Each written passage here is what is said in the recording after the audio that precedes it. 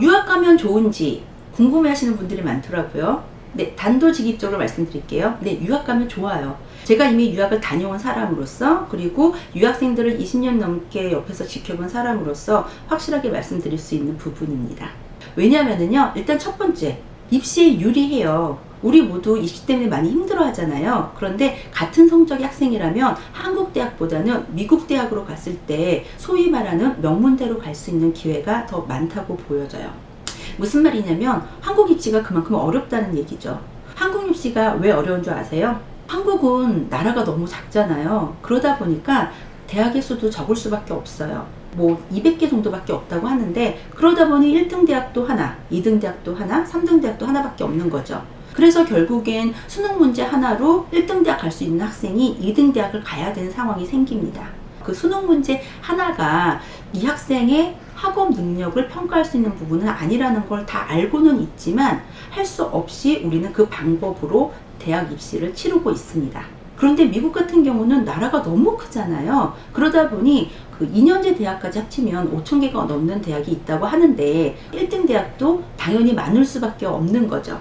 더욱이 미국 대학교 같은 경우는 원서를 쓰는 데 있어서 제한이 따로 없어요. 그러니 1등 대학교도 많고 여러 대학의 원서를 쓴 다음에 여러분이 알고 계시는 하버드 대학교 떨어졌어도 예일 대학교 붙었으면 가면 되는 거고요. 프린스턴 떨어졌어도 스탠퍼드 붙었으면 가면 되는 거예요. 또 이렇게 얘기를 하면 어떤 분들은 그 학교도 전부 다 얼리 디시전이라서 동시 지원이 안 되는 학교들인데 라고 딴지 거시면 안 됩니다. 지금 저는 미국 대학 입시에 대한 메커니즘에 대한 설명을 하는 거고요. 그리고 또 정말 그 학교로 가고 싶다라고 생각을 하면 얼리와 레귤러로 나누어서 전략적으로 지원을 하는 방법도 있기 때문에 그 부분은 접어두시고 설명을 들으시면 될 것 같아요. 일단은 그래서 미국 대학은 말 그대로 내 성적만큼, 내 실력만큼의 대학을 지원할 수 있는 시스템을 가지고 있다라고 보셔야 될 것 같고요. 그렇다면 이 얘기는 최상위권 대학에만 속하는 게 아닐까라는 생각을 하게 되기도 하죠. 근데 그렇지 않아요. 저는 한국에 있는 일반 고등학교, 특목고라든지 자사고라든지 이런 고등학교가 아닌 일반 고등학교 내신 한 7등급 정도 되는 학생들도 미국 내 대학교 100위권 대학으로 진학을 시키고 있거든요. 그러면 또 아니 100위권 그 너무 안 좋은 학교 아니야? 라고 생각을 하실 수도 있는데, 제가 말씀드렸죠. 미국엔 1등 대학교만 해도 벌써 2, 30개가 충분히 있다라고 말씀을 드렸잖아요. 그런 것만큼 미국에 있는 100위권 대학이라고 하면 바로 세계 랭킹과 같다고 해도 과언이 아닐 정도로 명문 대학이에요. 왜냐하면 여러분이 알고 계시는 아이비리그 대학만 해도 벌써 8개 대학이고요. UC 계열만 해도 10개 대학입니다. 그리고 또 중부에 있는 빅10만 해도 또 10개 대학이죠. 벌써 28개 대학이에요. 그 밖에 명문 사립대로 알려져 있는 MIT, 스탠포드, 유시카고, 칼텍, 존스 홉킨스, 듀크 이런 학교들 막 나열하다 보면 100개 대학은 금방 나오게 되죠. 더더욱이 주의 최고 주립대학만 쳐도 벌써 50개 주를 가지고 있습니다. 이렇게 미국에는 명문대학이 많기 때문에 미국 명문대 100위권 대학을 간다 라고 했을 경우에는 입시에 성공을 한 거다 보셔도 과언이 아닌 것 같아요. 그런데 한국에서 7등급 정도 되는 학생들이 스카이를 지원을 하는 건 쉽지 않다라는 거 우리 다 알고 있잖아요. 그런데 미국으로 갔을 경우에는 100위권 대학까지도 어렵지 않게 지원을 해왔다, 그리고 합격을 해왔다라고 말씀을 드리고 있어요. 물론 미국 대학 입시 같은 경우는 한국 입시와 조금은 다르기 때문에 전략이 필요한 부분이 좀 있기 때문에 일반화시켜서 말씀을 드릴 수는 없지만 제 경험으로는 그렇다라고 말씀을 드릴 수 있을 것 같습니다. 그리고 두 번째 장점을 말씀드리자면 취업이죠. 일단 입시 얘기를 했으면 취업 얘기를 안 할 수 없는데 취업에 유리합니다. 왜 취업에 유리한가 봤더니 일단 기본적으로 우리나라의 무역 의존도 때문인 거죠. 우리나라는 OECD 국가 중에서 무역 의존도가 가장 높은 나라라고 해요. 국내 내수로만은 경기가 돌아가기 힘들다라고 봐도 될 것 같고요. 그러다 보니 기업들은 당연히 해외 경험이 있는 일꾼을 필요로 하는 거죠. 단순히 영어를 잘하는 사람이 필요로 하는 부분도 있겠지만 그것 이상 우리가 소비자로 생각하는, 그 기업에서 소비자라고 생각하는 그 사람들에 대한 이해와 문화 이런 것들을 아는 사람을 일꾼으로 채용을 하고 싶어 한다라는 부분인 거죠. 그러다 보니 우리와 무역이 굉장히 많이 일어나는 국가들, 중국 그리고 미국 이런 국가들에서 경험을 한 학생들을 당연히 취업에 유리할 수밖에 없다라고 보셔도 좋을 것 같습니다.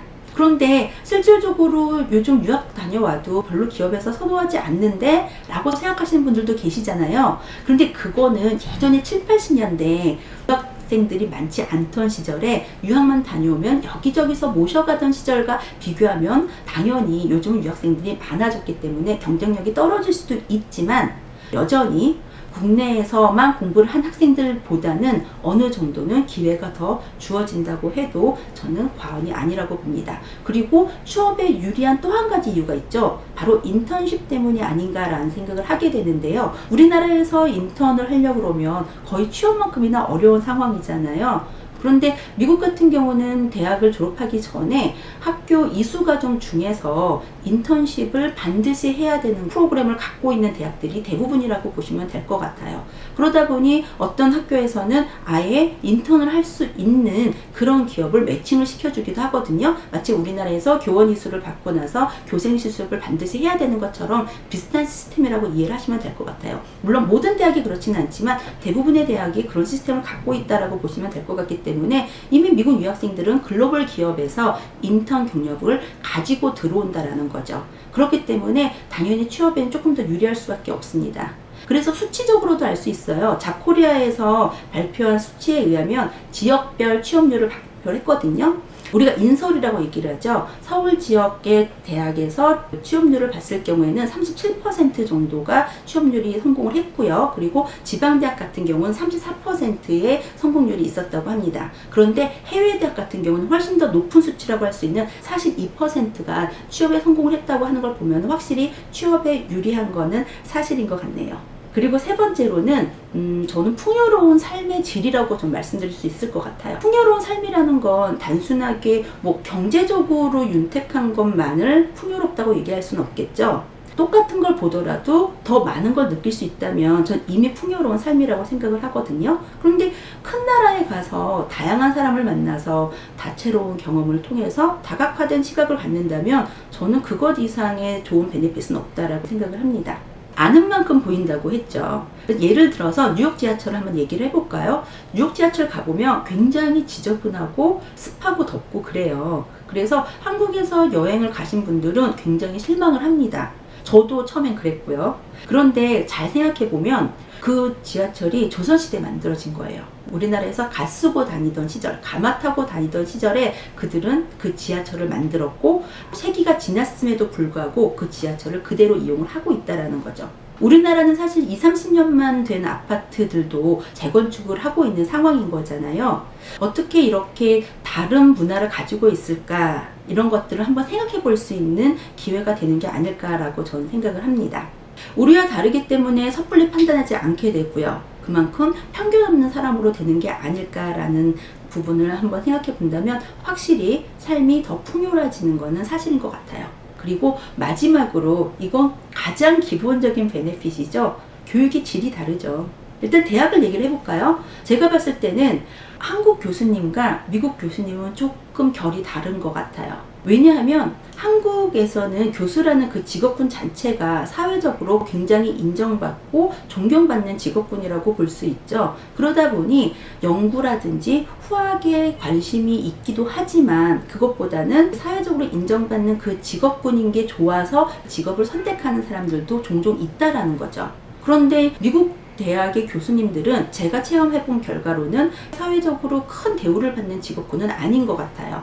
비교를 해보자면 한국 교사들하고 좀 비슷한 느낌이라고 저는 느껴지거든요. 대우가 좋아서 사회적 지위가 좋아서 대학 교수가 됐다라기보다는 공부가 좋고 연구가 좋아서 대학에 남은 사람들이라고 봐야 될 것 같아요. 그러다 보니 학생들하고 시간을 갖는 걸 즐겁게 생각을 합니다. 그래서 그들의 오피스는 언제든지 우리가 찾아갈 수 있는 시스템을 갖춰져 있고요. 아무리 세계적으로 유명한 석학이라고 하더라도 개인적으로 시간을 갖는 것이 그렇게 어렵지 않은 시스템이고 교수님들은 대부분 많은 시간을 학교 내에서 보내고 계세요. 정말 노벨상을 받은 분들이라든지 이런 분들을 저희 교수님으로 둘 수가 있고 그러다 보니 그분의 연구에 참여할 수 있는 기회가 있는 거죠. 이게 바로 미국 유학이에요.